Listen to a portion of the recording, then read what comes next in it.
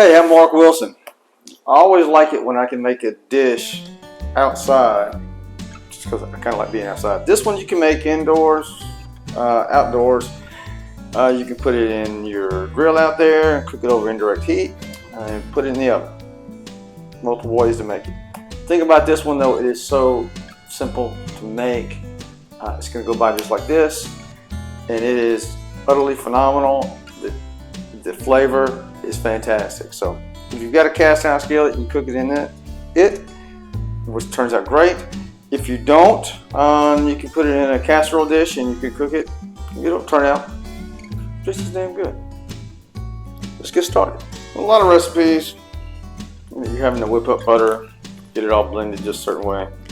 This one, like I said, if you've watched any of my other videos, I break things down to the simplest form that works.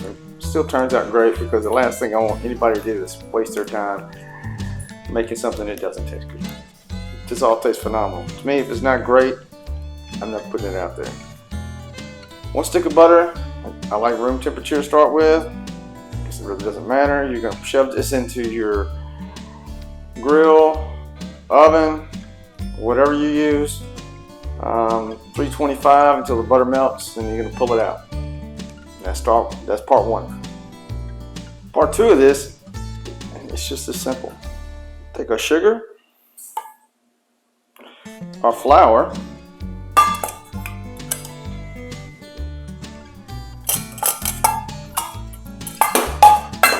our baking powder,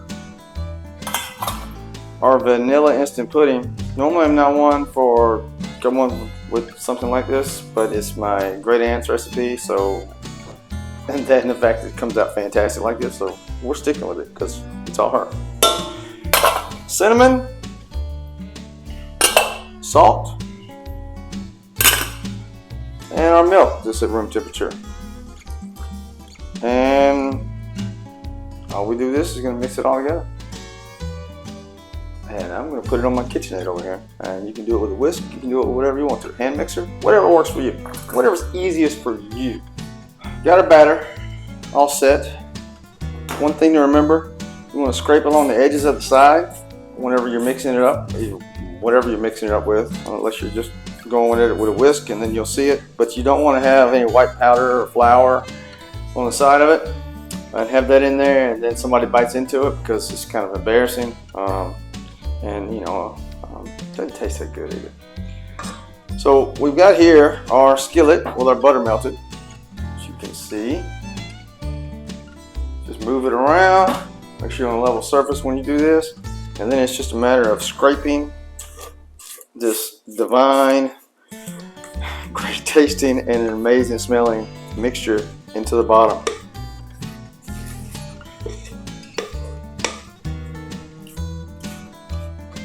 Just like so.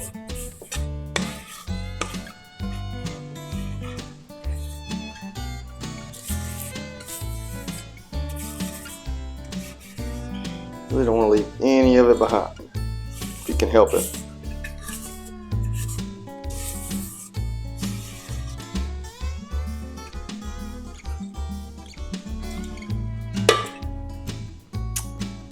And here we have it, because this thing's hot, because it's been in the oven. That's kind of what it looks like. You'll see the butter kind of rise up on top of it.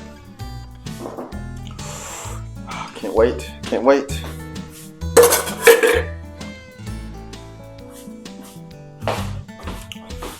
Next, this is the easy part.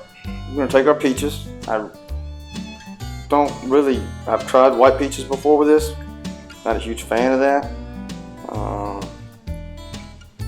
These are my favorite kind. Just put them on top.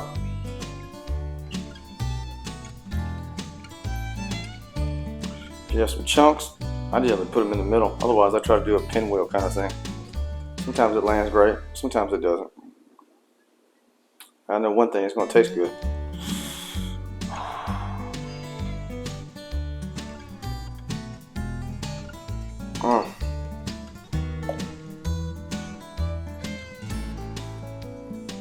Big one in the middle.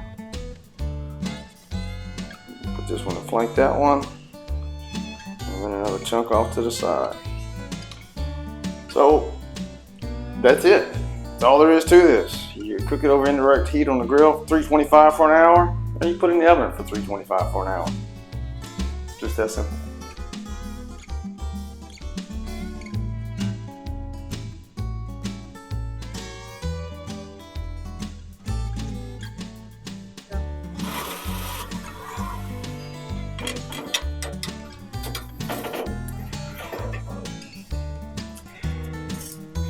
And there you go, peach cobbler.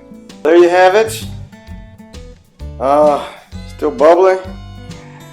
Peach cobbler, smells divine. Cannot wait to taste this. I like it with vanilla ice cream. I'm not a huge vanilla ice cream fan, but their combination is just like on point. So let me know what you think.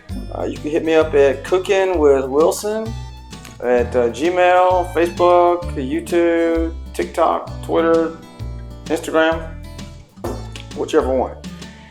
And let me know what you think. Because this is so simple, and to be able to make it outside is to me, it's crazy cool. But that's just me.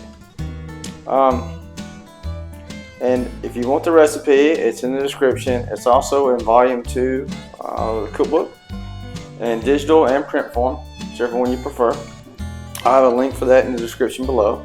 Also, all proceeds that I receive for the cookbook, whether digital or print form, are going to go directly to American Foundation for Suicide Prevention. If you want to donate directly, that'd be fantastic. You can just go to afsp.org and donate what you can. It'd be fantastic.